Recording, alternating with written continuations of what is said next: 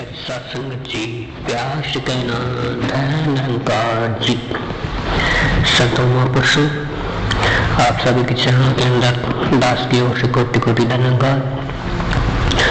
के चरणों के अंदर दास की ओर से कोटि कोटि धन्यवाद।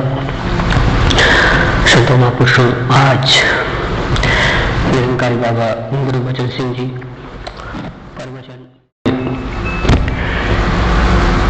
आप सभी के सामने रखा। वो दास आपके सामने एक बार फिर रखने की कोशिश कर रहा है। बख्श लेना कोई गलती हो तो। संत महापुरुषों के चरणों में दास की ओर से कोटि कोटि प्यार भरी धन्यवाद। तो आइए शुरू करते हैं सतगुरु बाबा गुरु बचन सिंह जी के एक और प्रवचन को ध्यान में रखते हैं।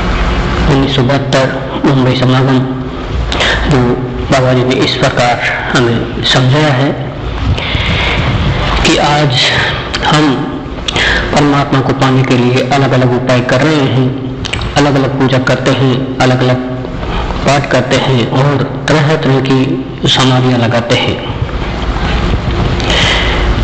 ये क्या कर्म है? हम जो कर रहे हैं जो सही है, इसके बारे में हमें सोचना है। इस तरह से हमें क्या ईश्वर प्राप्त हो सकता है? तो हमें खुद को सोचना होगा कि ऐसा करने से हमें भगवान मिलेगा। हम तो जीवन में ऐसे कई उतार चढ़ाव आए हैं, हमारे जीवन में ऐसे कई उतार चढ़ाव आए हैं और चले गए हैं। तो इस तरह के कर्मों से हमें भगवान नहीं मिला, ये हमारे नजदीक नहीं आया। तरह तरह के कर्मों से भगवान हमें नहीं मिला और ये हमारे नजदीक भी नहीं आया, नहीं इसकी कृपा हमें मिली, तो हम कभी रास्ते में भटक जाते हैं, निराश हो जाते हैं। हमें कोई भगवान निरंकार ईश्वर नजर ही नहीं आता है। हम खूब कोशिश करते हैं कि भगवान की कोई मूर्ति, कोई प्रतिमा हमारे सामने होनी चाहिए और इस इंसान उस मूर्ति का तस्वीर को सामने रखकर नतमस्तक होकर अपना सर झुकाना पड़ता है और मानव ये समझ लेता है कि चलो हमें कुछ न कुछ तो भगवान का रूप इसके अंदर नजर आया। इसी प्रकार से दुनिया में हर प्रकार का व्यक्ति है जो किसी भी तरह से, किसी भी प्रकार से कोई भी प्रकृति की चीज है, जैसे ग्रह, जैसे सूर्य या चंद्रमा, धरती, कोई व्यक्ति तो सूर्य को ही सब कुछ मानते हैं। जैसे सूर्य के उदय होने से आदमी की दिनचर्या शुरू होती है और सूर्य के उदय होने से धूप निकलती है और फल अनाज पकता है। सूर्य की रोशनी से मानव को शरीर का प्रोटीन मिलता है। इसी प्रकार से किसी को चंद्रमा और किसी चंद्रमा को मानना शुरू कर दिया और किसी ने तो धरती को मानना शुरू कर दिया और जो चीजें नजर आई उसी की पूजा करना शुरू कर दी।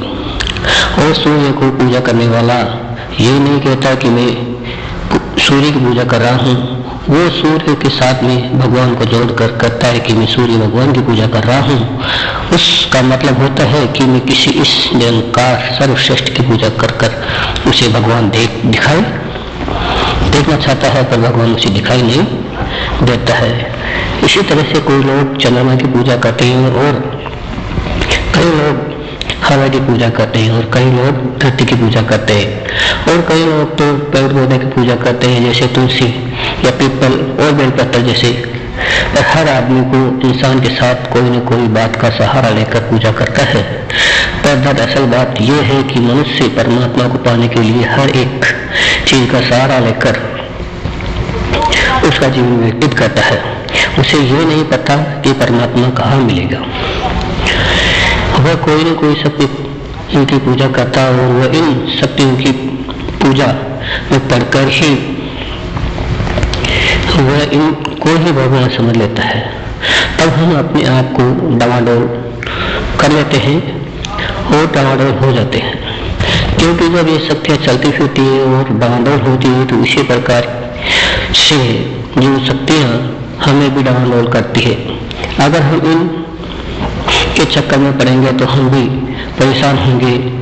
हमें ऐसा सुख चाहिए जो डामाडोल होने वाला ना हो, वो सब हमें कैसे मिलेगा?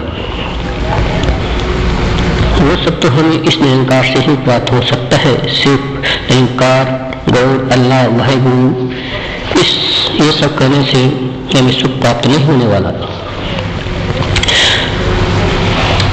जब हम किसी परमात्मा से जुड़े तो ऐसी शक्ति हो जो ऐसी शक्ति का ज्ञान कराए, जो ऐसी शक्ति से हमें सोझी मिले कि ऐसी कौन सी शक्ति है जो एकदम एक जैसी रहती है, जो कायम दायम रहती है, जिसने हमें कभी बदलाव नहीं होता देखा और जो वक्त के हिसाब से बदलती नहीं है, जिसका कोई आदि न अंत है और जिस पर दुनिया की वस्तुओं का कोई असर नहीं होता है। ऐसी निरंकार शक्ति को हम जान लें तो हम डामाडोल नहीं होंगे। और अगर कोई तरीका डामाडोल होने से बचने को नहीं बचाए और अगर हम इसी तरह सांसारिक जीवन में रहकर सांसारिक चीजों को मानते रहे तो हमारा जीवन वैसे ही बन जाएगा और कभी ईश्वर को नहीं जान सकेंगे और हम अपने मकसद तक नहीं पहुंच सकेंगे, क्योंकि हमारी आत्मा भी निराकार है और हम चाहें कि आत्मा को परमात्मा में मिला दे, पर नहीं, आत्मा हमेशा परमात्मा में लीन हो सकती है। अगर वह परमात्मा को जानने के लायक हो तो आत्मा परमात्मा में लीन हो सकती है और परमात्मा कभी भी प्रकृति की कोई ठोस वस्तु में मिलाना चाहे तो वो कभी नहीं मिल सकती है, क्योंकि आत्मा का कोई रंग रूप नहीं होता है। वह अजर है, अमर है, अविनाशी है, तो आत्मा का अंत नहीं हो सकता। जैसे अगर कोई आदमी हमारे सामने है और उसके शरीर से किसी कारणवश आत्मा निकल गई हो तो हम कहते हैं कि वह आदमी खत्म हो गया।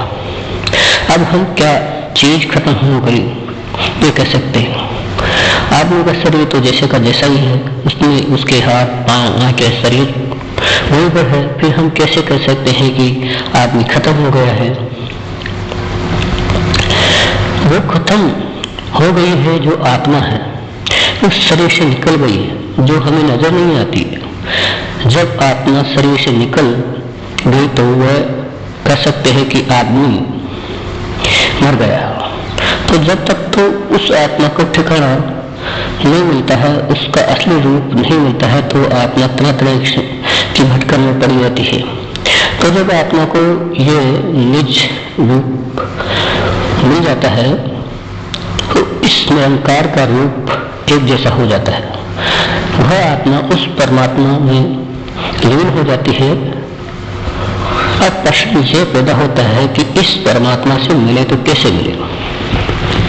अब हम सोचते हैं कि जैसे किसी व्यक्ति की कोई चीज की जरूरत होती है तो वह चलकर उसके पास चला जाता है।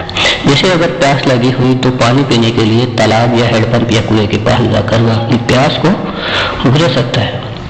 और जैसे छाया की जरूरत होती है तो वह पेड़ के पास जाकर ताकि उसको सुकून, उसकी आत्मा को सुकून मिल सके।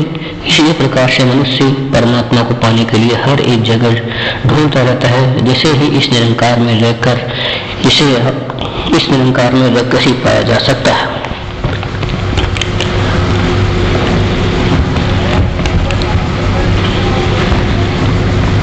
मनुष्य अगर किसी को ये समझने की कोशिश करें कि मुझे इस जीवन में जो जीवन जी रहा हूँ वो किसी के अधीन में रहकर जी रहा हूँ, तो ये हमारा भ्रम है। कि जैसे मान लो कि मैं सूर्य के अधीन में जी रहा हूँ या मैं धरती के अधीन में जी रहा हूँ, तो ये भी एक हमारा भ्रम है, क्योंकि सब कुछ इस निरंकार में रहकर ही पाया जा सकता है जो हमें इस गुरु की कृपा से मिला है। और सभी संत महात्मा गुरु का हुक्म नहीं टाल सकते हैं। तो इसी प्रकार से आज हमने सतगुरु बाबा गुरबचन सिंह जी वाणी सुनी और समझा है। बख्श लेना संत महापुरुष दास से अगर कोई गलती हुई हो तो बच्चा समझ कर क्षमा करना। तो दास इसी के साथ अपनी वाणी को विराम देगा। बड़े प्रेम से कहना, धन्य निरंकार।